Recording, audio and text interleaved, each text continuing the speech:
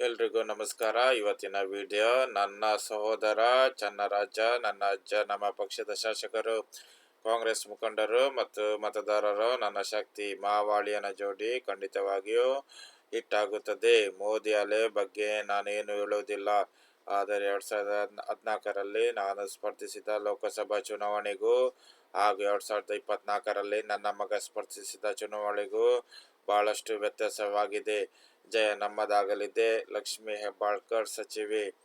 ಈ ಬಾರಿ ಲೋಕಸಭಾ ಚುನಾವಣೆಯಲ್ಲಿ ಬೆಳಗಾವಿ ಕ್ಷೇತ್ರದ ಇತಿಹಾಸ ಸೃಷ್ಟಿಯಾಗುವುದು ನಿಶ್ಚಿತ ಎಂದು ಮಹಿಳಾ ಮತ್ತು ಮಕ್ಕಳ ಅಭಿವೃದ್ಧಿ ಸಚಿವೆ ಲಕ್ಷ್ಮೀ ಹೆಬ್ಬಾಳ್ಕರ್ ಹೇಳಿದರು. ಇಂಡಲಗಾಲದ ವಿಜಯನಗರದ ಸಹಕಾರಿ ಮರಾಠಿ ಶಾಲೆ ಮತಗಟ್ಟೆಯಲ್ಲಿ ಮಂಗಳವಾರ ಮತದಾನ ಮಾಡಿದ ನಂತರ ಸುದ್ದಿಗಾರರೊಂದಿಗೆ ಅವರು ಮಾತನಾಡಿ, ಇದು ದೇಶದ ಪ್ರಜಾಪ್ರಭುತ್ವದ ದೊಡ್ಡ ಹಬ್ಬ. ದೇವರು ಮತ್ತು ಅಜ್ಜನ ಆಶೀರ್ವಾದ ತೆಗೆದುಕೊಂಡು ಕುಟುಂಬ ಸಮೇತ ಮತದಾನ ಮಾಡಿದ್ದೇನೆ.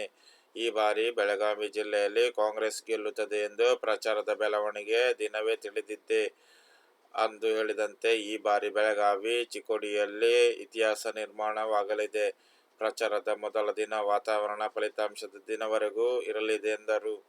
ಮತದಾರರನ್ನು ಸೆಳೆಯಲು ಕಾಂಗ್ರೆಸ್ನವರು ಹಣ ಹಂಚಿದ್ದಾರೆ ಎಂಬ ಬಿಜೆಪಿ ಆರೋಪಕ್ಕೆ ಪ್ರತಿಕ್ರಿಯಿಸಿ, ನನಗೆ ಅದು ಗೊತ್ತಿಲ್ಲ. ಜೂನ್ 4ರಂದು ಜನರೇ ಇವರ ಆರೋಪಕ್ಕೆ ಉತ್ತರ ಕೊಡುತ್ತಾರೆ. ಅಲ್ಲಿಯವರೆಗೆ ಕಾಯಬೇಕೆಂದು ಲಕ್ಷ್ಮೀ ಹೆಬ್ಬಾಳ್ಕರ್ ಸಚಿವೆ ಅವರು ಹೇಳಿದ್ದಾರೆ.